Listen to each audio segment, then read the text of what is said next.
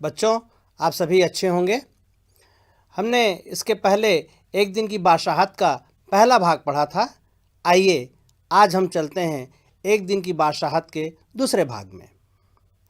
पहले भाग में विद्यार्थियों आपने देखा होगा कि किस प्रकार से दो बच्चे आरिफ और सलीम घर के बड़ों के टोका टोकी में रोक टोक के कारण बहुत परेशान हैं। और फिर एक दिन उन्होंने अपने अब्बा से निवेदन किया कि उन्हें एक दिन के लिए बड़ों के सभी अधिकार दे दिए जाएं, और अब्बा ने उनकी बात भी मान ली।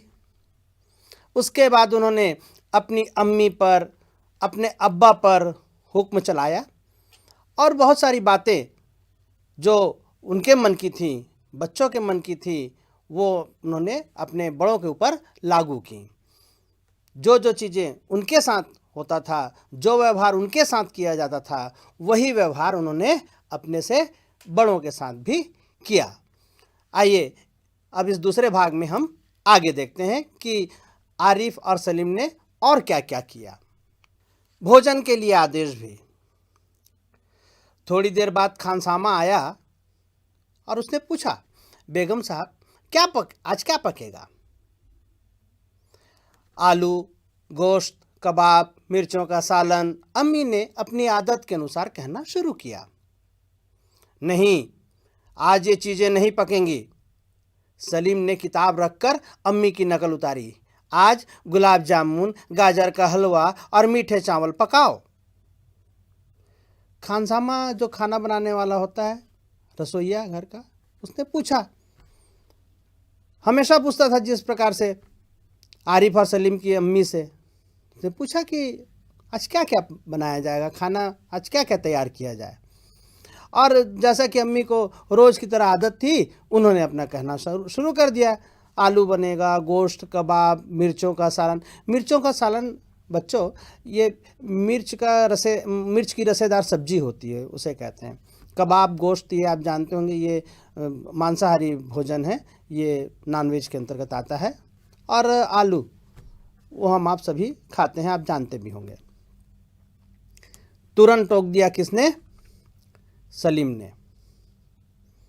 कह दिया आज ये चीज़ें नहीं बनेंगी, और उसने अपनी फरमाइश, अपनी इच्छा के अनुसार बताना चालू कर दिया, वो भी अम्मी की नकल करते हुए।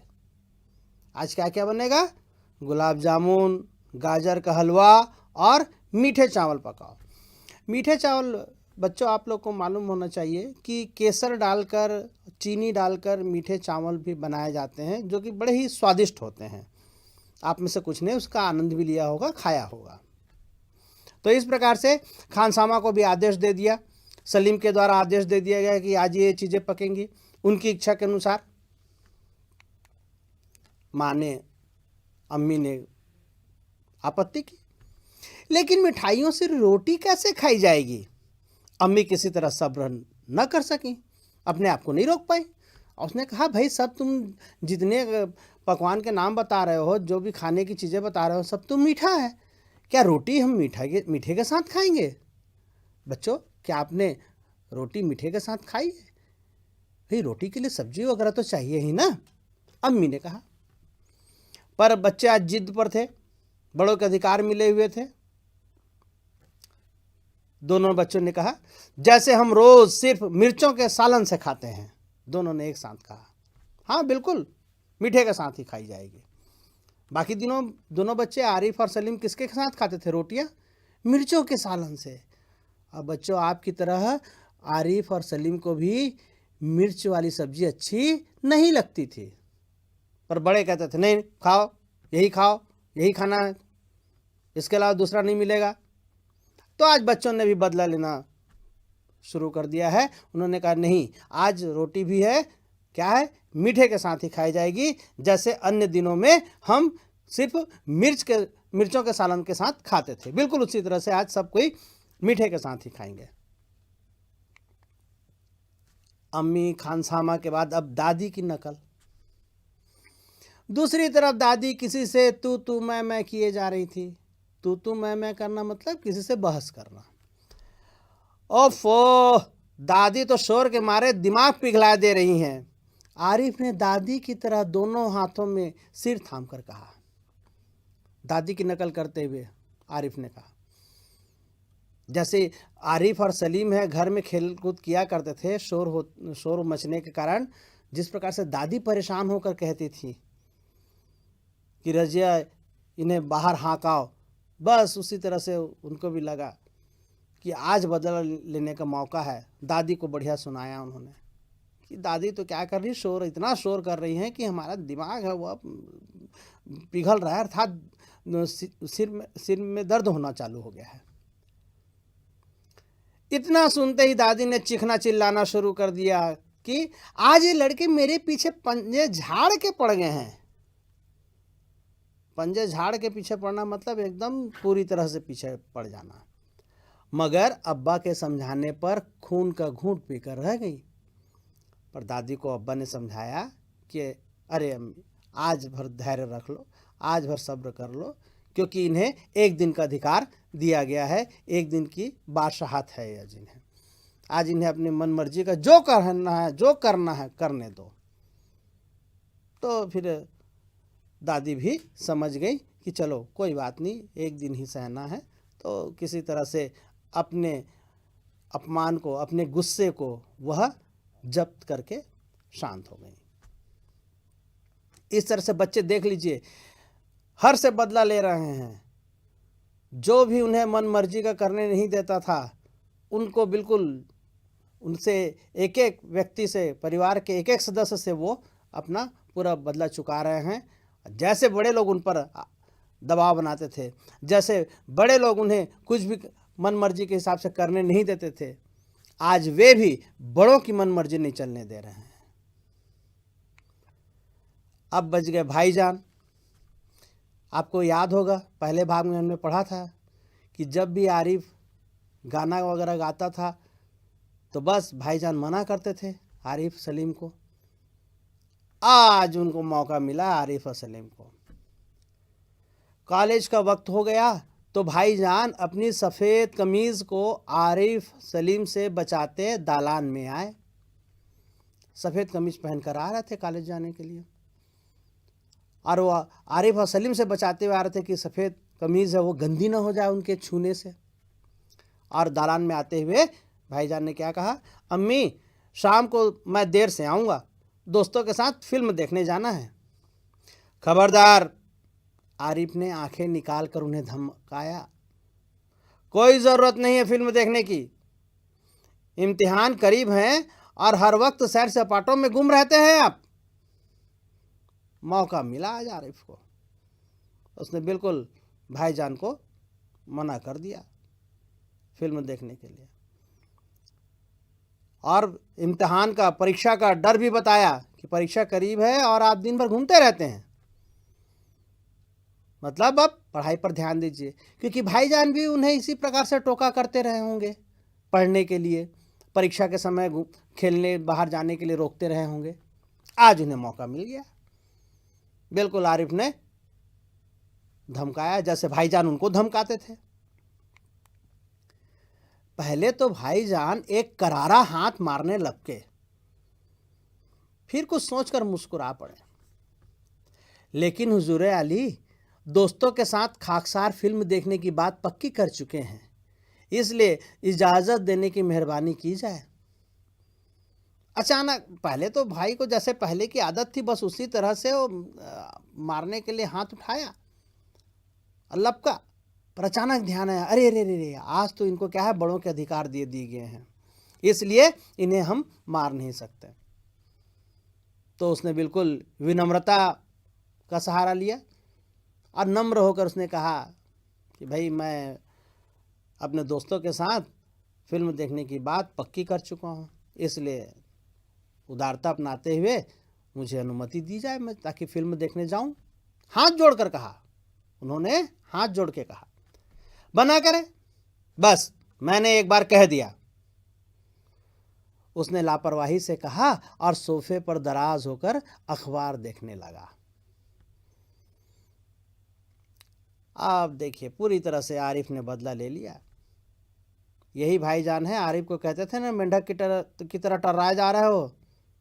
आज उसने पूरा मौका का फायदा उठाया और उसने कहा बनना है बना रहे, मैंने बस एक बार कह दिया नहीं जाना है मतलब नहीं जाना है। और वह सोफे पर दराज होकर मतलब स्वधंस कर बैठकर वह अखबार देखने लगा ताकि भाईजान अपनी बात आगे न बढ़ा सकें। इस तरह से भाईजान से भी इन्होंने अपना बदला लिया। भाईजान उन्हें हर काम पर रोका टोका करते थे, गाने के लिए मना करते थे।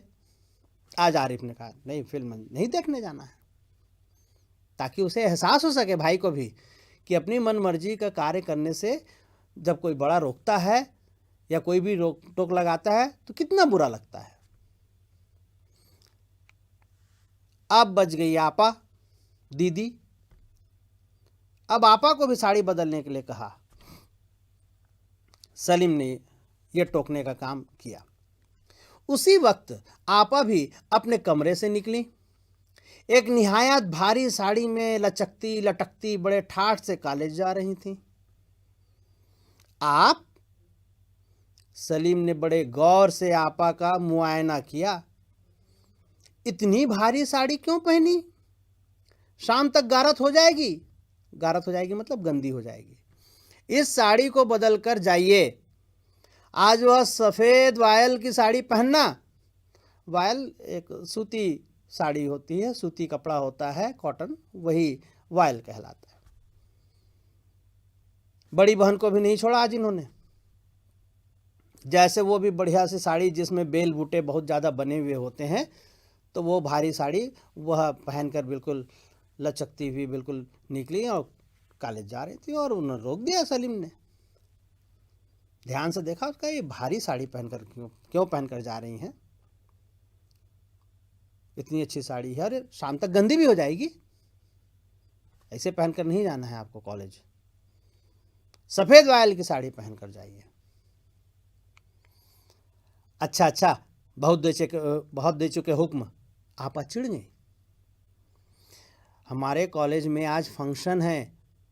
उन्होंने साड़ी की शिकने दुरुस्त की। अब जो आपा ने बताया कि भाई भारी साड़ी पहन के इसलिए जा रही हूँ क्योंकि कॉलेज में आज फंक्शन है। फंक्शन इत्यादि में आदमी अच्छे कपड़े पहन कर जाता है। और फिर वो अपनी साड़ी की जो सलवटें थी उसे ठीक करने लगी। हुआ करे, मैं क्या कह रहा हूँ, सुना नहीं? अपनी इतनी अच्छी नकल देखकर आपा शर्मिंदा हो गई। बिल्कुल आपा जैसा बोला करते थे, जिस टोन में बोला करते थे, वैसा ही कहा उनसे। बिल्कुल इसी तरह से वह आरिफ और सलीम से उनकी मनपसंद कमीजें उतरवा कर निहायत बेकार कपड़े पहनने का हुक्म लगाया करती हैं। जैसे आरिफ और सलीम में कभी भी अच्छे कपड़े पहनते थे तो आपा कहते थे, ये अच्छे कपड़े क्यों पहन के तुम लोग बाहर निकल रहे हो? वो भी खेलने के लिए जाओगे, गंदे हो जाएंगे, चलो इसे उतारो। और बाकी जो बेकार कपड़े जिसे आरिफ और सलीम पहनना पसंद नहीं करते थे, वो कपड़े पहनकर जाने के लिए कहती थी।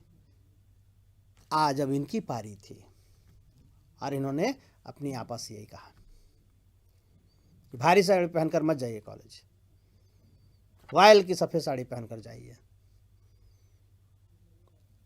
ये इससे ये पता चलता है कि आपा को भी तो पता लगे कि जब मनपसंद कपड़े पहनने को नहीं दिया जाता है तो कितना बुरा लगता है। इस तरह से वह दिन समाप्त हुआ उनका। दूसरी सुबह हुई। सलीम की आंख खुली तो आपा नाश्ते की मेज सजाए उन दोनों के उठने का इंतजार कर रही थी। आज आपा ने उठाया नहीं, झिंझोड़ कर जैसे उठाती थी वह। सलीम उठा तो उसने देखा कि आपा है, दीदी है, वो क्या है, नाश्ते के मेज पर नाश्ता सजा हुआ है और वो इंतज़ार कर रही हैं आरिफ और सलीम का। अम्मी खानसामा को हुक्म दे रही थी कि हर खाने के साथ एक मीठी चीज़ ज़रूर पकाया करो। माँ में भी परिवर्तन, अम्मी में भी। वो खानसामा को बता रही थी, कह रही थी कि भाई हमेशा क्या किया करो, एक मीठी चीज़ ज़रूर पकाया करो, ताकि बच्चे हैं जो मीठे खाने के शौकीन हैं, ये मीठा खाना उन्हें अच्छा लगता है, तो उन्हें मीठा खाना ज़रूर मिले, मीठी एक चीज़ ज़रूर मिले। अंदर आरिफ के गाने के साथ भाईजान मेज का तबला बजा रहे थे। जिस आरिफ के गाने से भाईजान चिढ़ जाया करते थे, कहते थे मेंढक की तरह क्यों टर्रा रहे हो, आज वही भाईजान आरिफ के गाने के साथ साथ वो क्या है, संगीत देते हुए मेज को तबले की तरह बजा रहे थे। और अब्बा सलीम से कह रहे थे, स्कूल जाते वक्त एक चवन्नी जेब में डाल लिया करो, क्या हर्ज है।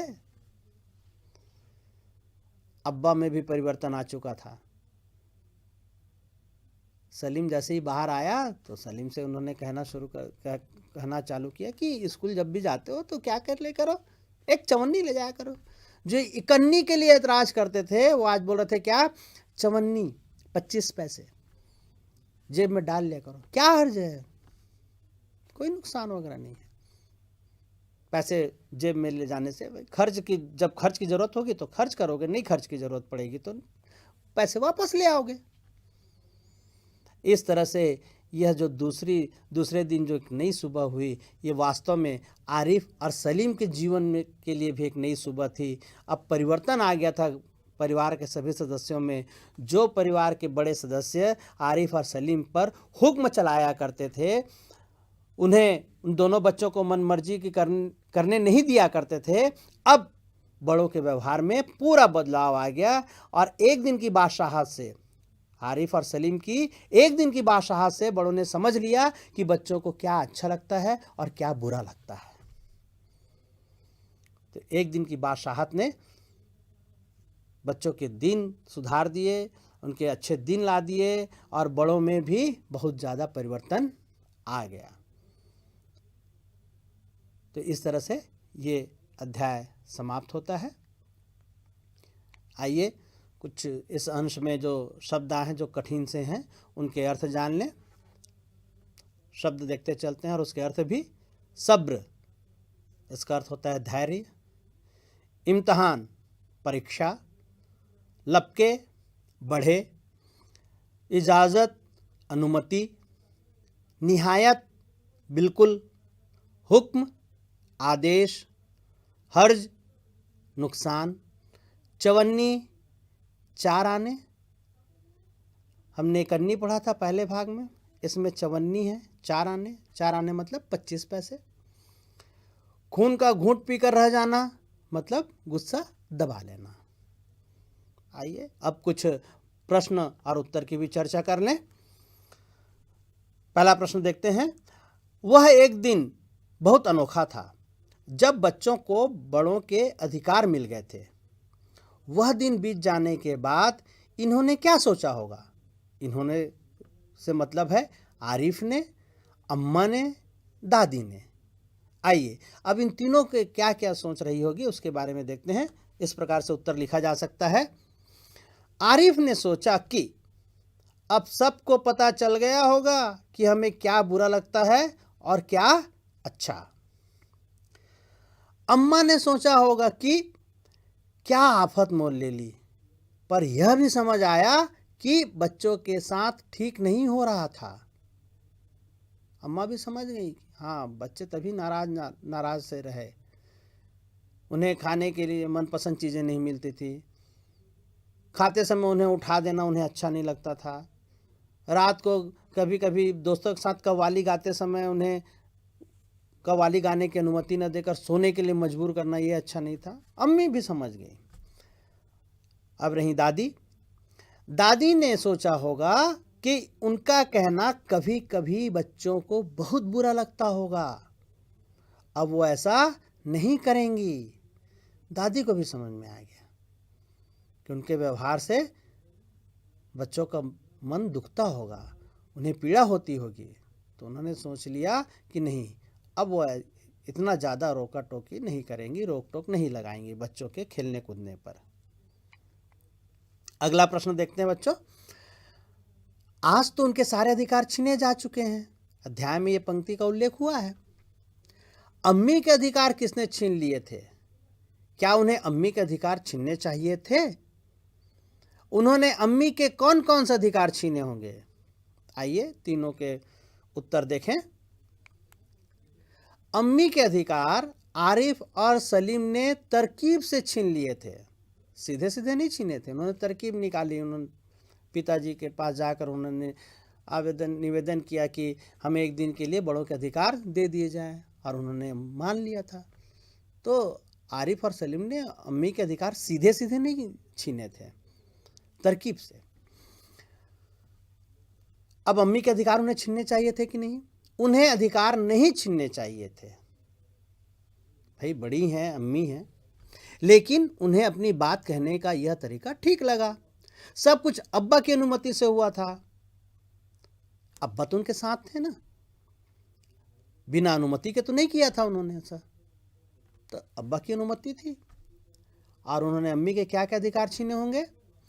तो उन्होंने अम्मी के अधिकार छीने होंगे अपनी मर्जी से बात करने का अधिकार, मर्जी से सोचकर काम करने का अधिकार, उन दोनों को गलती करने से रोकने का अधिकार, अपने नियमों के अनुसार काम करने का अधिकार। ये सब अधिकार जो अम्मी के थे वो उन्होंने उस दिन छीने होंगे। अगले प्रश्न की ओर चलते हैं। रोज की तरह आज वह तरमाल अपने लिए न रख सकती थी। कहानी में किन किन चीजों को तरमाल कहा गया है? इन चीजों के अलावा किन किन चीजों को तरमाल कहा जा सकता है? कुछ ऐसी चीजों के नाम भी बताओ जो तुम्हें तरमाल नहीं लगती। आइए देखते हैं इनके उत्तर क्या होंगे। इस कहानी में तरमाल मक्खन और अंडे को कहा गया है, क्योंकि ये दोनों का नाम का उल्लेख उसमें हुआ है। और तरमाल और किसे किसे कह सकते हैं हम? हलवा पूरी, रस मलाई, शाही पनीर, मिठाइयाँ आदि को तरमाल कहा जा सकता है। और किसे तरमाल हम नहीं कहेंगे? दाल रोटी, चावल, बिस्कुट, सब्जी, दलिया, खिचड़ी आदि तरमाल नहीं लगती। यह तरमाल का आशय है कि जो खाने में अच्छी लगे, जो तेल, घी या चाशनी में डूबी हुई हो, तो वो चीज़ें अच्छी लगती हैं, तो उसे तरमाल कहा जाता है। अगले प्रश्न की ओर देखें। व्याकरण से संबंधित यह प्रश्न है। इतनी भारी साड़ी क्यों पहनी? यहां पर भारी साड़ी से क्या मतलब है? साड़ी का वजन ज्यादा था, या साड़ी पर बड़े बड़े नमूने बने हुए थे, या साड़ी पर बेल बूटों की कढ़ाई थी? तो ये तीन में से किस कारण से भारी साड़ी शब्द का प्रयोग किया गया है? इसका उत्तर है साड़ी पर बेल बूटों की कढ़ाई थी। बेल बूटे बने रहते हैं ना, हाथ से बनाए जाते हैं, तो उसके कारण से ऐसी साड़ियों को भारी साड़ी कहा जाता है। अगला और अंतिम प्रश्न देखें। भारी साड़ी, भारी अटैची, भारी काम, भारी बारिश। ऊपर भारी विशेषण का 4 अलग अलग संज्ञाओं के साथ इस्तेमाल किया गया है। संज्ञा आप जानते होंगे, वस्तु, व्यक्ति, स्थान के नाम को हम संज्ञा कहते हैं। यहाँ पर देखें कौन कौन सी संज्ञा है? साड़ी है, अटैची है, काम और बारिश। इन चारों में भारी का अर्थ एक सा नहीं है। इनमें क्या अंतर है? चारों शब्द में भारी का, चारों आप देख लीजिए संज्ञाओं के साथ भारी शब्द का प्रयोग किया गया है, तो सभी के अर्थ एक नहीं है। यहाँ पर देखें कैसे अलग अलग हैं। भारी साड़ी, इसका मतलब है ज़्यादा कढ़ाई। भारी अटैची मतलब अधिक वजन वाली अटैची। भारी काम मतलब अधिक बल लगने वाला काम होगा। भारी बारिश मतलब बहुत अधिक वर्षा, उसके लिए भारी शब्द का प्रयोग हुआ। तो पहली भारी में क्या है? ज़्यादा कढ़ाई के लिए प्रयोग किया गया है भारी साड़ी का मतलब। भारी अटैची, यहाँ पर भारी है, ये वजन के लिए प्रयोग हुआ। भारी काम में जिसमें ताकत ज़्यादा लगती है, उसके लिए भारी शब्द का प्रयोग हुआ। भारी बारिश में बहुत अधिक जो बारिश होगी, वर्षा होगी, उसके लिए है। तो इस प्रकार से भारी शब्द से ये अर्थ अलग अलग हो गए। हमेशा एक शब्द के एक ही अर्थ नहीं निकलते हैं, ये ध्यान रखें। वह संदर्भ के हिसाब से, प्रसंग के हिसाब से, वाक्य के हिसाब से उन शब्दों का अर्थ भी बदल जाता है, अलग अलग हो जाता है। तो बच्चों, मुझे विश्वास है कि एक दिन की बादशाहत ये अध्याय पढ़ने में आपको आनंद आया होगा और आप भी सोच रहे होंगे, आपके मन में भी आ रहा होगा कि हमें भी कब इस प्रकार से एक दिन की बादशाहत हमें भी कब मिलेगी, जिस दिन आप भी अपने मन मर्जी का कार्य कर सकें। तो प्रश्नोत्तर की भी हमने चर्चा कर ली, पाठ को हमने पूरा पढ़ लिया है और आपको ये अध्याय अच्छी तरह से समझ में आया होगा। आप सभी का बहुत बहुत धन्यवाद।